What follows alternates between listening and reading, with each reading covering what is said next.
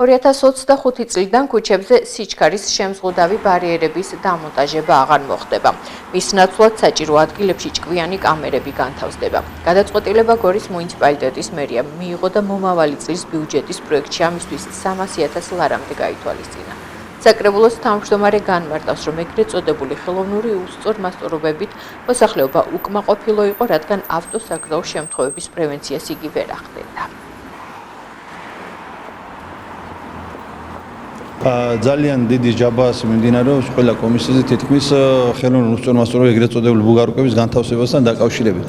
აღნიშნული პრობლემა ძალიან ბევრ უბანში წარმოადგენს პრობლემას, მაგრამ ამითი ადამიანებიც თითქმის უკმაყოფილოები არიან ამ სიმრავლით, ამ ხელოვნურ უსწორ მასწორებებს. ამისათვის მერიასთან ჩვენ რამოდენიმეჯერ გავაჟღერეთ ინიციატივა, რომ აღიჭუროს ქალაქის და მუნიციპალიტეტის ისეთი სახიფათო ტრანსპორტის სისწრაფის შეზღუდვასთან დაკავშირებით კამერებით, რომელიც უზრუნველყოფას მოახდენს, რომ გინდა არ გინდა, როცა ჯარიმა მოგდის, თვითონ მძღოლიც და მოქალაქეებიც გაფრთხილებიან.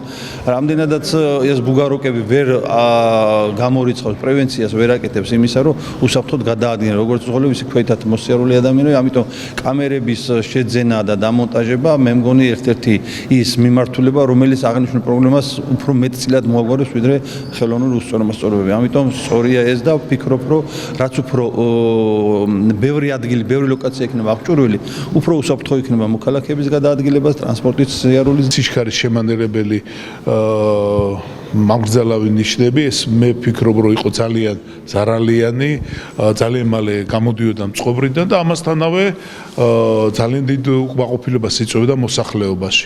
და დიდი ხანი არის სხვათა შორის საკრებულომ დააყენა ეს წინადადება, რომ ჩაენაცვლოს ის კამერები, რომელიც დააფიქსირებს იმ დარღვევას, რა დარღვევის გულისთვისაც არის ეს სიჩქარის შემანელებლები განლაგებული. და მაგისთვის არის ეს თანხა